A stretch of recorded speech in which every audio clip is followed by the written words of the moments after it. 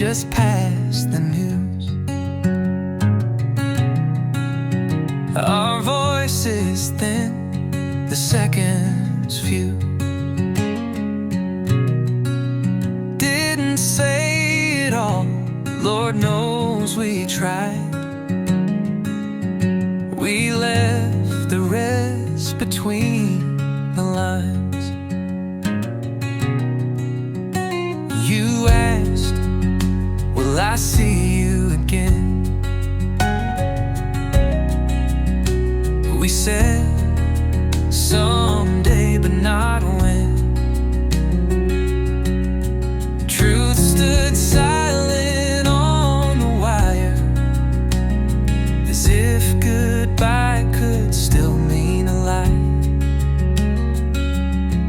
What's a life worth if I can't stay? If I leave to keep the dark at bay? We cross this line so you don't burn, but every mile feels like no return. Staying gone, the only way to make sure you're okay.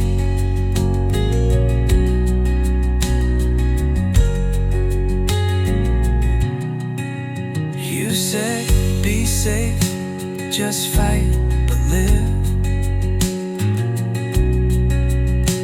As if those words were yours to give.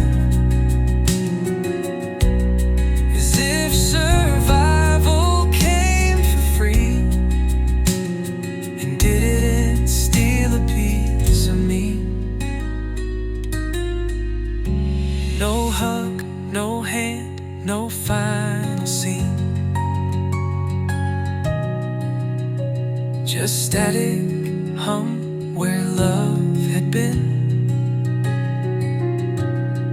We let go to hold you tight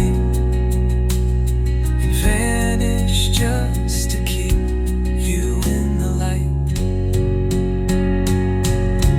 What's a life worth when you're just a voice fading out by someone else's choice? We turned away and turned to flame for hope, for truth, but not for fame. They'll never know what it became.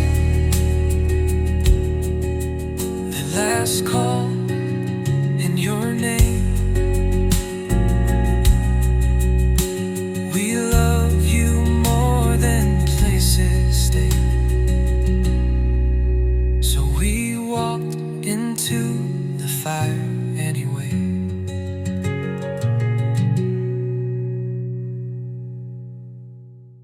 Jasmine sat on the edge of her sofa, phone pressed tightly against her ear, dreading the conversation with her mother. Mom, I have to go away for a while. I'm not safe here anymore.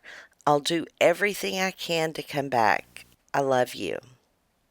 After a long, uneven breath, Gloria spoke, her words sharp as shattered glass.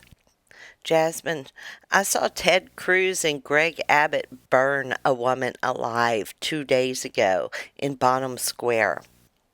Jasmine's stomach clenched, her breath stopped, a cold, sick rage twisted inside her chest. Cruz and Abbott, their names like poison.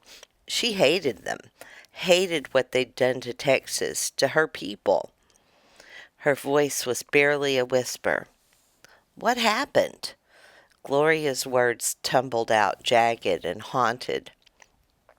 She had long blonde hair, down her spine black tattoos, crescent spirals, ruins, like a trail the whole town could see. They had her tied to a post in Bonham Square. She was crying, begging for her life. She was a healer, but they called her a witch. The sky was already turning that ugly, bruised purple, the thunder rumbling. It felt like the world was holding its breath. Jasmine's hands shook. She clenched her fist, nails biting into her palms. Ted Cruz whipped her, Jasmine, with a whip. He shouted, "We'll whip the devil's marks off her back." And then he did. He whipped her until her skin split open, blood running down over those tattoos. She screamed and screamed. The crowd just watched. Some of them cheered. I screamed for him to stop. I screamed myself hoarse, but he didn't even look at me.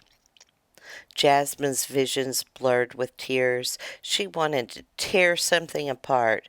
She hated them for their cruelty, for their power, for making her mother watch. When I saw Cruz wasn't going to stop, I screamed for Abbott. I thought maybe, just maybe, he'd have some mercy. But he wheeled forward, and for a second I had hope. But he just stared at her, dead-eyed, and said, "Mercy is for the faithful. For the rest, judgment." Then he lit the fire himself. Flames shot up around her. She screamed to Jasmine. She screamed until her voice was gone. The smell, the sound, I can't get it out of my head. Outside, the thunder rattled the windows. Gloria's voice dropped to a whisper. While the fire climbed, the storms broke loose, tornado sirens wailing. I saw the sky twist down, black funnels tearing through the piney woods, ripping up trees, snapping them like twigs. People ran screaming as the tornadoes ripped the whole world apart. It was like the earth itself was furious, like God couldn't stand what we had done. Jasmine was shaking, her whole body trembling with rage and grief. She hated them. Cruz, Abbott, every coward who watched, who wanted to scream, to fight, to burn it all down. But all she could do was whisper, "Oh my God, Mom, I'm so sorry. I wish I could have stopped it. I wish I could protect you." Gloria's voice was fierce, burning through the pain. "Jasmine, you're the one who always stands up. You always have. But you have to promise me, don't trust anyone, not one soul. They'd do it to you if they could." Jasmine wiped the tears from her eyes. "I promise, Mom. I'll be safe. I love you." A silence thick with everything they couldn't say seemed to last forever. Jasmine said, "I love you, Mom, more than anything." And Gloria said, "I love you too, Jasmine. Just don't let them take who you are." Jasmine sat in the dark, her mother's terror and love burning in her chest, the image of a woman, her back split open, flames rising, tornadoes tearing the woods to splinters, forever seared behind her eyes. Jamie Raskin stood in the dim lit hallway of his Tacoma Park home, arms wrapped tightly around Sarah, Tabitha, and Hannah. The four of them clung to one another as if their embrace could stave off the gathering storm, both outside and within. His voice was low, trembling with the weight of what lay ahead. "I wish I could say more. I wish I could promise you this won't break us. But all I have is this. I love you all, more than words can say. You are my heart. You are my reason." Sarah pressed her forehead against his, her breath hitching, her hands, warm and shaking, cupped his cheeks. "Come back to us, Jamie, somehow, against all odds." Tabitha's fingers tightened around his hand. "We'll be okay, Dad. You've given us everything we need. Your strength, your courage. It's in us now." Hannah leaned into his shoulder, tears tracing silent paths down her cheeks. Don't let them take you. Don't let them make you forget who you are. Jamie closed his eyes for a moment, the faces of his family flooding his mind. The laughter, the grief, the memory of Tommy's absence, like a hollow ache that never healed. The house felt impossibly heavy with the weight of all they'd lost and all they still had to protect. He pulled back slightly to look at each of them, memorizing the lines of their faces, the flicker of the light in their eyes, the fragile hope that they clung to. I'll carry you with me, he whispered, every step, every breath. The silence stretched thick and sacred before Jamie finally stepped back, his heart breaking and burning all at once. The door closed softly behind him, sealing the moment in time. Outside, the wind whispered through the trees, a mournful song for a country fractured, a family divided, and a man walking into the unknown with love as his only armor. Jared Moskowitz paced the worn carpet of his D.C. apartment, phone pressed to his ear, the city's distant sirens a muffled backdrop. Leah's voice, usually steady as a lighthouse, was thin with fear, cracked at the edges. Jared, I can't stop thinking about what happened to Congressman Goldman. The line crackled with static, or maybe with the weight of her tears. He was just doing his job, and now he's gone. If it could happen to him. Her voice faltered, the unspoken words hanging between them like a blade. Jared closed his eyes, leaning his forehead against the cold window pane. He could feel the weight of her fear pressing into his chest, heavy as stone. I know, Leah. I promise. I'm being careful, but I have to do this. It's for all of us. I love you. A pause. The soft sound of Leah's breath. Just stay alive, Jared. That's all I ask. Her voice trembled, but beneath it was a fierceness, a mother and a wife's resolve. He heard the rustle of the blankets in the background, the soft murmur of voices, then the voices of their children, bright, clear, trusting, cut through the static. Daddy, when are you coming home? Jared's voice softened, thick with emotion. As soon as I can, I promise. I love you both so much. Be good for Mommy, okay? We love you, Daddy, they chimed, their words a balm and a wound all at once. Jared lingered, soaking in their voices, letting the sound of his family root him in hope. He could picture Leah's hands cupped around the phone, the kids' faces pressed close, the way their laughter filled the kitchen back home.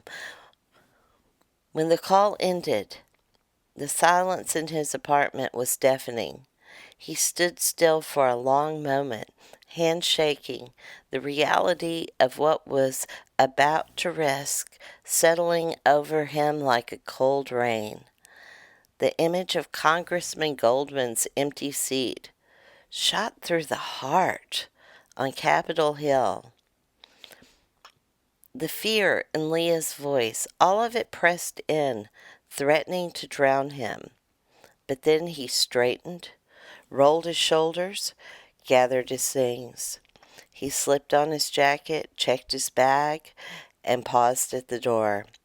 For a heartbeat, he let himself imagine Leah's arms around him, the kids' laughter, the warm light of home. And then he stepped into the night, carrying his family's love and fear with him, determined to make it home, no matter what the world threw at him. Eric Swalwell sat on the edge of his bed, the blue glow of his phone casting long shadows across the quiet room. The world outside was tense. and uncertain. Sirens in the distance, the hum of helicopters somewhere overhead. But on the screen, his wife Brittany and their 3 young children huddled together, faces sleepy but smiling, reaching for him across the impossible distance. "Be brave for Mommy, okay?"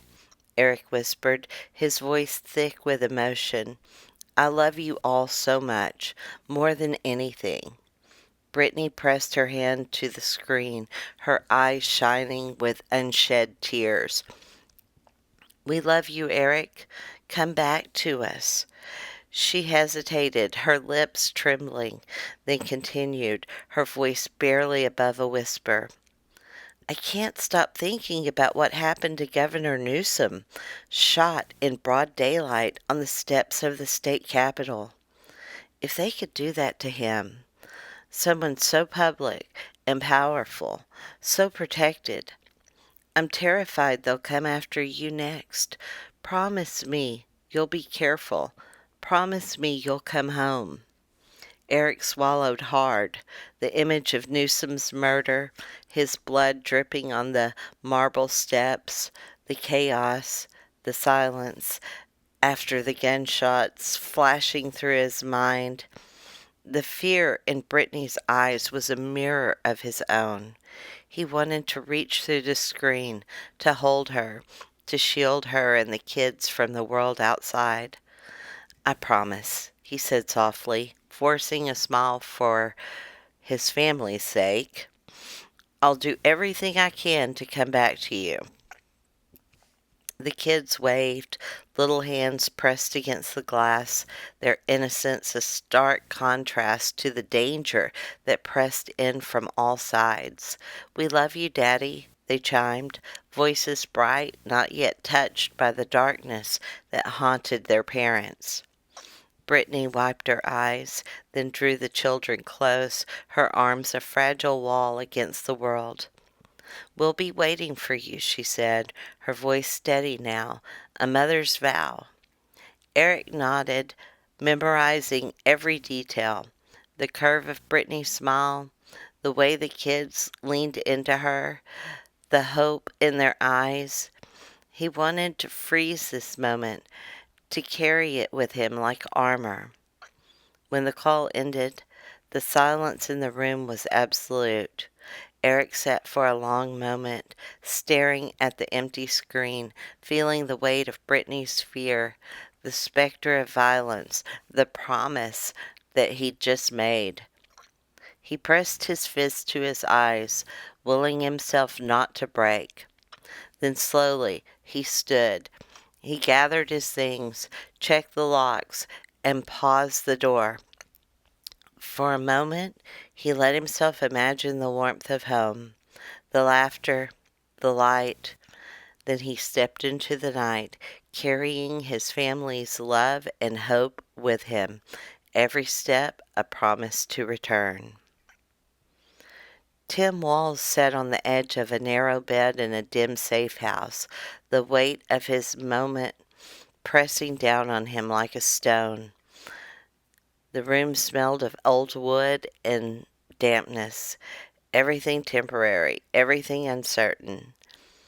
He dialed Gwen's number, his hands trembling slightly as the phone rang. Each second stretched, endless, until at least Gwen's voice came through, steady but filled with a worry he knew all too well. "Tim, are you safe?" she asked softly, her voice a lifeline in the dark. "For now," he replied, trying to steady himself. "But I have to disappear for a while. It's the only way to keep you, Hope, and Gus safe." He heard the gentle rustle as Gwen gathered their children close and pulled the call on speaker. Hope's voice came first, calm but edged with concern. "Dad, are you really okay?" Tim swallowed hard, picturing her face, strong like her mother, but still so young. "I'm hanging in there," he said, his voice thick with emotion. I wish I could be there with you and Gus, but I need you both to look after Mom. I love you so much." A quiet sniffle came from the other end. Then Gwen's voice softened as she spoke to Gus, who was quietly beside her. "Gus loves you too, Dad." She smiled gently, her eyes shining with unshed tears. "We all do. Just come back to us." Tim closed his eyes, letting the memory of their faces flood his mind. Gwen's steady gaze, Hope's determined chin, Gus's quiet trust. He held on to it, anchoring himself in the warmth of home. "I promise I'll do everything I can to come back to you. You're my world." Gwen's voice trembled with emotion. "We'll be waiting, Tim. Just promise you'll be careful." "I promise," he said. "I love you, Gwen. I love you, Hope. And I love you, Gus." There was a long, quiet pause, filled with the ache of parting and unspoken fear of what might lie ahead. We all love you too," Gwen whispered. "All of us." Tim lingered on the line, drawing strength from their voices, memorizing the sound of their laughter, the rhythm of their breath. And when the call ended, he sat in the hush of the safe house for a moment longer, the silence pressing in around him. Then slowly he stood, squared his shoulders, and prepared to face the unknown, carrying his family's love with him into the night, a beacon against the darkness. In the dim hush of Kamala Harris's safe house, she sat on the edge of the couch, her hands trembling as she dialed Doug's number. The room felt impossibly small, shadows pressed from every corner, the silence broken only by the faint hum of distant traffic and the low constant thrum of her own pulse. She tried to steady her breathing, but the fear was always there, sharp and cold at the base of her spine. She stared at the phone as it rang, willing herself to be calm, to sound strong, but she could feel the exhaustion in her bones, the weight of too many days spent running, hiding, waiting for the next knock, the next order, the next goodbye. Doug answered on the first ring. His voice was tight with worry. "Kamala, are you safe?" She closed her eyes, letting the sound of him settle over her. For a moment she pictured their kitchen at home, the light on the tile, Doug's hand on her shoulder, Cole and Ella's laughter echoing down the hall. She ached for that ordinary chaos. "For now," she said, "but I have to go away for a while. I don't know when I'll reach you again." She hated the uncertainty, hated how powerless she felt. She was supposed to be the strong one, the one who never flinched. Now all she could do was run and hope it was enough. There was a pause, heavy with all the things they couldn't say. "Where are you?" Doug asked, his voice low, as if afraid the walls might be listening. "I can't tell you. It's better if you don't know." She swallowed, pressing her thumb hard into the seam of the couch, grounding herself in the rough fabric. "I just needed to hear your voice. Tell Cole and Ella I love them so much." She could almost see them. Cole's easy smile, Ella's fierce hug, the way they'd look at her when she came home late, tired but grateful. Would she ever see them again? The thought threatened to break her, but she pushed it down, clinging to the memory of their love. "We love you too," Doug said, his voice breaking just a little. "All of us. Please, Kamala, be careful." She pressed her fist to her lips, fighting tears. She couldn't let him hear her cry. "I will, I promise." Another silence thick with longing and fear. She wanted to tell him everything, how scared she was, how much she missed him, how she replayed every moment of their life together in her mind, holding on to these memories like a lifetime. "Just come back to us," Doug whispered. I'll do everything I can," Kamala said, her voice barely above a whisper. "I love you." When the call ended, Kamala sat in the darkness, the echo of Doug's voice lingering in her ears, a fragile thread of hope she carried with her into the unknown. She leaned back into the battered cushions, closed her eyes, and let herself feel the weight of her fear and her love, knowing she would need both to survive whatever came next. One by one, they slipped into the night, hearts aching, memories burning bright. The city and their families faded behind them as they made their way, alone but united, towards the airport and an uncertain fate.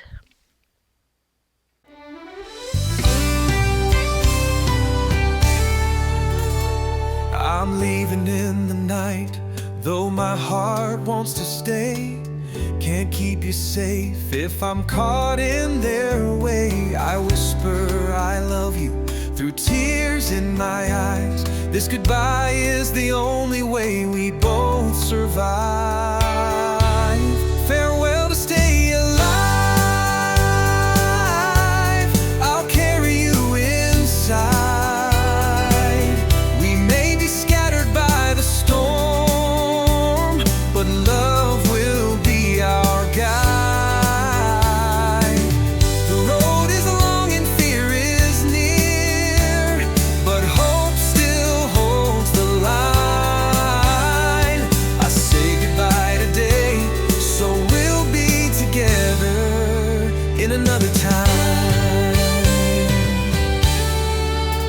I kissed their heads, I held her tight, left in the shadow so they'd see the light. The world outside is closing in, but I walk alone so they can win. Farewell to stay alive. I'll carry you inside. We may be scattered by the storm, but love will be our guide. The road is long and fear is near, but hope still holds the line. I say goodbye today, so we'll be together when the time is right.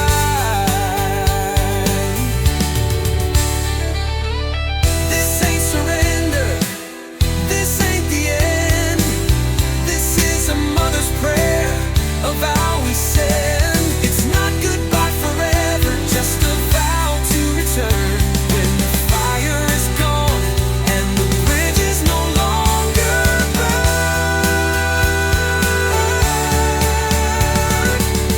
Farewell to stay alive. I'll carry you inside. We may be hunted, we may fall, but still we rise with pride. Through every storm I'll remember love and how we held the line. I say goodbye today, so we'll be together on the other side.